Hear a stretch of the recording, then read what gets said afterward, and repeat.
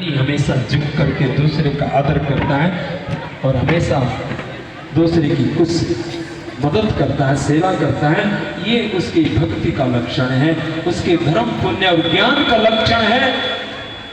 ज्ञानवान हमेशा हमेशा विचार में रहता है और कोई भी वो कर्म करता है मन से, वचन से, तन से, तो वह विचार से करता है। करो विचार जो सब दुख जाए।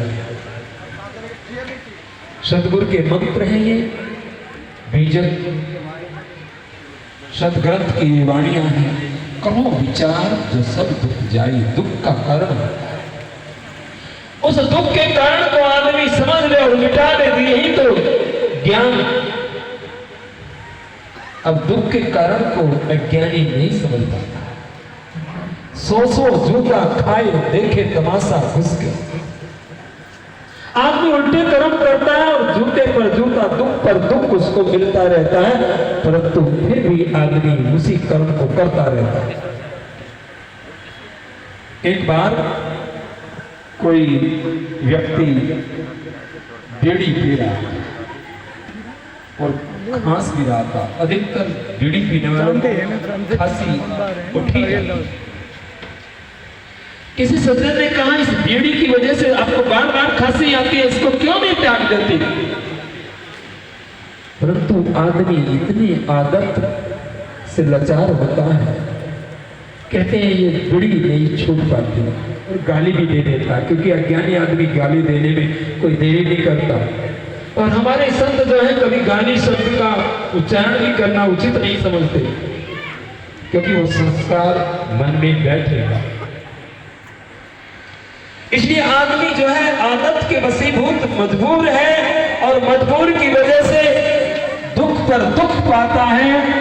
वो विचार नहीं करता कि दुख का कारण यही है। जो शराब पीता है उसको भी पता है कि इसका परिणाम क्या होता है, परंतु इतना मजबूर, इतना आदत से लाचार, वो अपने परम पूज्य श्री साहब जी पधार रहे। आप लोग सभी स्वागत करें।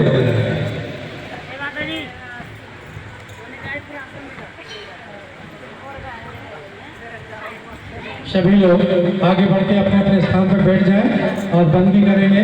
बंदव सन्मुख पार की शीश भेंट धरुआ, वचन उचारो बंदगी सत्य प्रेम के साथ। साहिब बंदगी साहिब बंदगी साहिब। परम पूज्य। तो मैं कह रहा था कि आदत, मन तेरी आदत को कोई बदलेगा हरिजन सूर, चोर जुआरी क्या बदलेंगे माया के मजदूर। और सदगुरु और संत क्या कहते हैं, मन की तरफ मार लो बस हो गया वजन, और आदत बुरी सुधार लो बस हो गया वजन। अगर तुम खोटी आदत हो, आज सत्संग में संकल्प लो कि मैं कभी गाली नहीं दूंगा। जो हमारे जीवन में गलत आदत है उसको त्याग करके जाओगे तो एक एक बुराई का त्याग करोगे, एक दिन आदमी अपनी बुराइयों से निवृत्त हो जाएगा और वो अपनी आत्म शांति और शांति में जीवन जीता हुआ अपने जीवन को सार्थक करेगा। इन्हीं विचारों के आधार से मैं वाणी को विराम देता हूँ। बोलिए सतगुरु कबीर साहिब की, संत समाज की, संत समाज की, कॉलोनी वासियों की, सतगुरुदेव की जय। साहिब आइए, परम पूज्य साहब जी पधारे हैं और हमारे इस क्षेत्र के क्षेत्रीय नेताजी श्री गोयल जी और साथ में हमारे यहाँ के चेयरमैन साहब मोहनलाल जी बघेल और पहुँचे हुए हैं। आइए हम आपसे दो शब्द के लिए निवेदन करते हैं श्री गोयल जी से। परम आदरणीय गुरु जी महाराज जी के चरणों में शीश नवाते हुए प्रणाम करते हुए और मंच पर बैठे हुए सभी माननीय संतगण और मेरे सामने बैठे हुए सभी श्रद्धालु, मेरा प्रणाम, मेरी राम राम। और निश्चित तौर पर वो लोग बहुत सौभाग्यशाली होते हैं जो सत्संग का लाभ उठाते हैं। सत्संग मतलब अच्छी बातों को सुनना, अच्छे आचरणों को अपनी जीवन में डालना, अच्छी बातें सीखना, उसी का नाम सत्संग है। आज के दिन हमारे देश में निश्चित तौर पर जो संस्कृति है वो खराब होती जा रही है।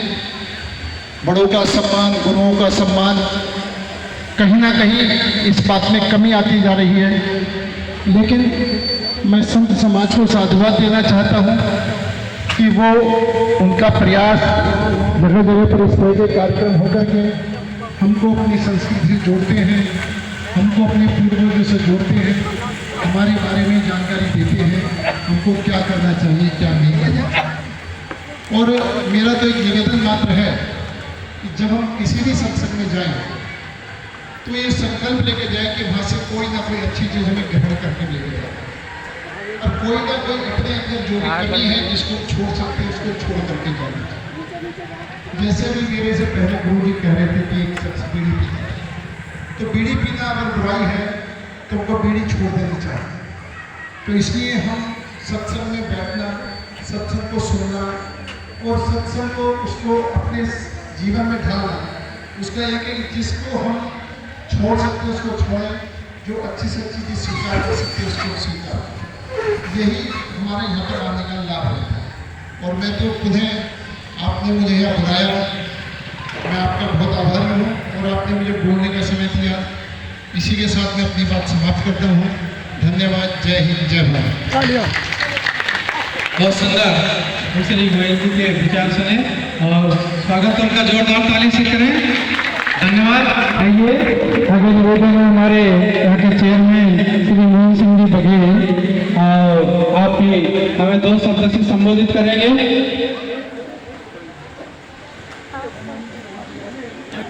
आइए सभी लोग ताली से स्वागत करें, जोरदार ताली। धन्यवाद। आइए 2 शब्द।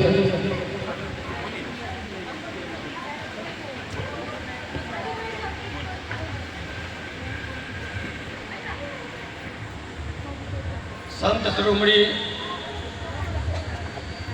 श्रद्धेय कबीर साहब को नमन करते हुए कबीर आश्रम गुप्ता कॉलोनी के हमारे महंत किशोर साहब जी के चरणों में नमन करते हुए, सभी महान संतों के चरणों में नमन करते हुए और सभी मेरे भाई बंधु, माता बहनाएं, मैं कार्यकर्ताओं सेवक हूँ, हमारे पुराने साथी और बैठे हैं, सभी जानते हैं। लेकिन मुझे अभी गुरु जी का कीर्तन भी नहीं हुआ है, सम्मान भी नहीं हुआ, आरती भी नहीं हुई है, उससे पहले ही गोयल साहब को जाना था, इसलिए मुझे भी खड़ा कर दिया गया है। मैं निवेदन करूंगा, सब जानते हैं, हमसे भी ज़्यादा आप जानते हैं, बस थोड़ा सा हित और अहित, उचित और अनुचित, धर्म और अधर्म, इसमें थोड़ा सा फर्क इस स्थल पर आकर के गुरु जी के श्री चरणों में बैठ करके इनमें फर्क करना सीख जाएंगे तो निश्चित रूप से आप अपने बच्चों को, अपने परिवार को, अपने समाज को, अपनी कॉलोनी को ठीक से संस्कार कर पाएंगे, ऐसा मेरा मानना है। इसीलिए वाणी तो हमने संतों की सुननी है, उनसे हमने आशीर्वाद लेना है, उनके वचनों का पालन करना है। इसलिए हम तो गुरु जी के आशीर्वाद से, आदेश से मैं सामने खड़ा हो गया हूँ, और बहुत बड़ी बात नहीं है। मैं एक ही बात कहूँगा, अमर बेल बिन मूल की प्रतिपालत है ताय, रहे मन ऐसे प्रभु तज खोजत प्रिय का है। अब श्री भगवान के जो माध्यम है, हमारे श्री भगवान की वाणी को हमारे अंदर हृदय में उतारने के लिए और उनका साक्षात कराने के लिए ऐसे संतों के चरणों में बैठे हैं। जिस प्रकृति का पालन भगवान करते हैं, उसको छोड़ करके उनके आदतों को न मान करके हम क्यों अनर्थ करते हैं? अनर्थ किस पर करते हैं? अपने पे करते हैं, अपने बच्चों पर करते हैं, परिवार पर करते हैं, अगर कोई गलत काम करता है। मेरा निवेदन है, आग्रह है, सत्संग की गरिमा को बनाए हुए, संतों की वाणी पर अमल करते हुए, यहाँ तो नित्य चलता है सत्संग, लेकिन हर वचन का, हर प्रवचन का अगर किसी में कोई अपने में दोष मानता है, कमी मानता है, उस तरह का आचरण करे। रोज नित्य अपने घर में भगवान की आरती करे, गुरु महाराज की आरती करे, जिससे बच्चों पर भी अच्छा ध्यान प्रभाव पड़ता है, संस्कार होते हैं। ऐसा निवेदन करके मैं अपनी वाणी को विराम देता हूँ। बोलिए सदगुरुदेव की जय। अभी हम सब श्री मोहन सिंह बघेल चेयरमैन आपके शब्दों के द्वारा उनकी विचार श्रवण कर रहे थे और उनको शीघ्र ही जाना है, इसलिए जो भी समय दिए हमारे लिए उतना ही बहुत